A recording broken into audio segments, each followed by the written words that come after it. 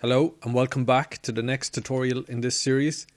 Okay, today I want to continue where we left off the last time, and I want to add, I'm just going to press and hold the middle mouse button just to rotate. I just want to add the movement of the rig into the scene. Okay, so I'm just going to press and hold the right mouse button and just pan around so you can see at this stage the camera is coming down and the character is starting to look back in the direction of the paint rig as it's coming into the scene. Okay, so as the camera pans around, I'm going to select this point here,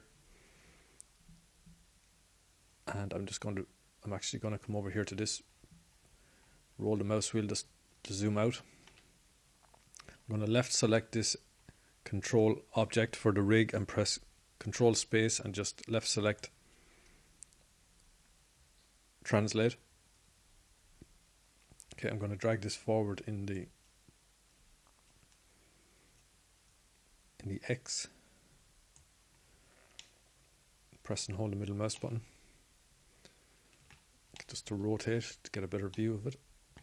Okay, I'm going to drag it forward probably to about here. I want it to be fast enough, so I'm just going to press I and location, rotation, scale, and I'm just going to come down here to the timeline and right click and just drag this forward. And as the camera, I'm actually going to select the camera, as the camera straightens up and stops about 1.5 seconds past this past the last time keyframe, I'm just going to select this control object for the rig and just drag forward. Okay, so in 1.5 seconds roughly it's gone from A to B, and I'm just going to release, press I, location, rotation, scale. Okay, so I'm just going to again right click here and just pan back around, so as the camera's coming down, character's looking back, he realizes the rig is about to smash into the statue base. Okay, and that should do me for the moment. Now I'm going to come down here to the end, left click in here and just drag this back, and I'm just going to come to 361, so I can just come in here, left click and just type in 361, press enter. Actually come to the end I should say, and type in 361 and press enter. Okay, and I'm just going to press Control S and save that. I'm just going to come up here to the render settings. Everything is set up for the render. It's going to render out PNGs, and you're going to have to pick a location for where you want it to render these files out. This is for the first. What I'm going to do is create a couple of duplicate scenes. First off, I'm just going to pick a location for these renders. Okay, so I'm just going to click back here and press and find the location. And it should be somewhere here, and just I'm going to create a new file here, folder, and just call it rendered scenes and press enter. And I'm going to create a new folder actually and just call this scene A, and accept that as the location, and that should do me for that. Okay, I'm just going to scroll back up here, and that's everything there is okay. The defaults are everything set up for this, so I'm just going to come up here to where it says scene, and I'm just going to click in here and just rename this scene A. Just going to add A to it and press enter. And now what I'm going to do is come over to the plus and click plus. And what I want is a full copy. Okay, and I'm going to click in here and just rename this to scene B. And I can maybe call this close up, scene B close up. And press enter. Okay, so what I want to do here is I'm going to come down to the start and left click in here and just type in 360.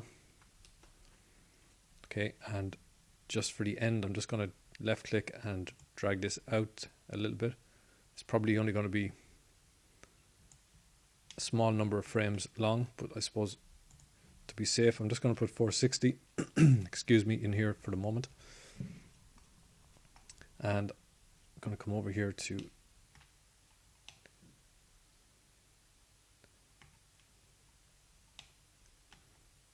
actually going to left select the camera so I can see where it is and drag it forward. What I want to do is just have a close-up of the character pressing the lever, so I'm just going to press R to rotate and Z for the Z axis and just rotate this around and drag it into position. So the plan is to bring this into the video editor later. It's a very simple process, just add a transition between the frames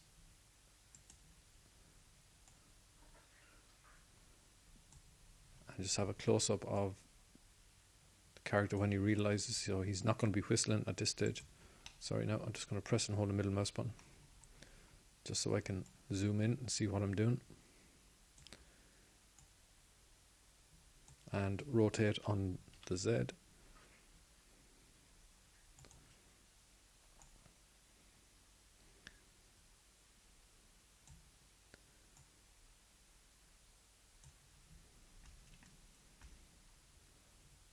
Okay, he's not I should say, whistling. I'm just going to come over here and drag this down.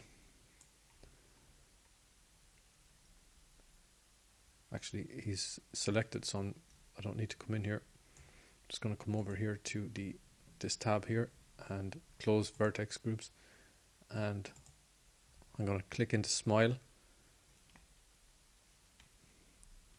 and I'm going to press I when it's at 0. Okay, I'm going to scrub on slightly. I'm actually going to put in left click and I'm just going to roll the mouse wheel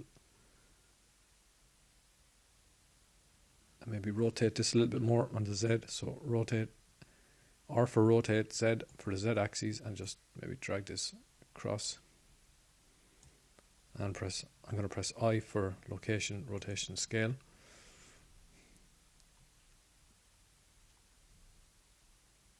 And now I'm going to select the character again and I'm going to move this timeline on just ever so slightly, so and I'm actually going to reverse the smile so he looks a little bit worried, and maybe on the O I can just want to get a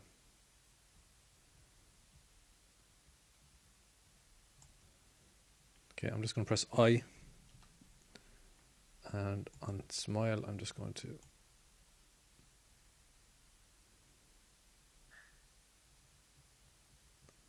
make him look as worried as possible. You could spend more time creating these shape keys, but okay, that's going to do me for the moment. I'm just going to press I and that will insert a keyframe there for this look. Okay, again I'm just going to snap back to the beginning. And for his hand, I'm going to select, hit the armature and left, press tab and come into pose mode.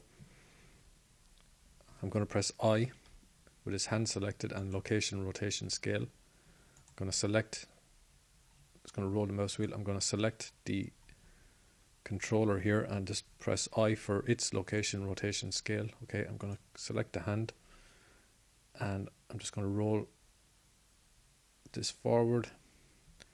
Okay, so we're talking maybe 1 second, or maybe stretch it out a little bit. just over 2 seconds. Okay, I'm going to leave it here at 410. Just going to left click in here and type in 410. Press enter. Okay, what I might do now is come over here and press 7 for top view, just so I can get a better view.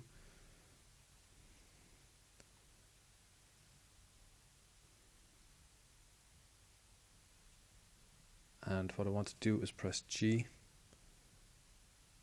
and move this across.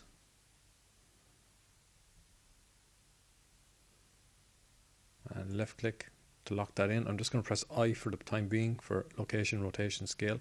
Okay, I'm going to zoom in here, select this here, and I'm just going to press and hold the middle mouse button just to rotate around, just to make sure.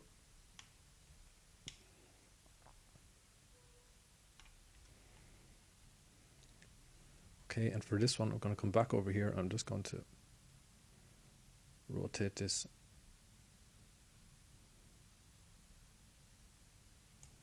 Okay, and press I, location, rotation, scale. Now I could do it moving this thumb out of the way. So, excuse me, I'm just going to come back here to the beginning. Drag this down, maybe drag it back. And drag it down. And press I, location, rotation, scale. Okay, I'm just going to scrub on now and need to line up his hand a little bit better. I'm just going to select this lever and jump to the last, the last keyframe.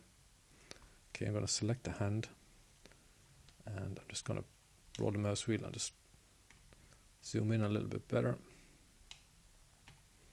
I need to rotate this, so I'm going to press Control Space and left select rotate and just rotate the fingers down so they're covering like so. Okay, I'm going to press I for location, rotation, scale. Okay, now I'm just going to I'm just going to roll the mouse wheel just to zoom out slightly. Okay, he's got a worried look on his face, and okay, so that looks okay. So he rotates that. Maybe we go up to 420 and we call this the end of this scene. So I'm just going to click in here and type in 420 and press enter. Okay, and that will do for the second scene. So I'm just going to press Control S, save that. And that's going to be it for this tutorial. So thanks for watching. I'll see you next time. Goodbye.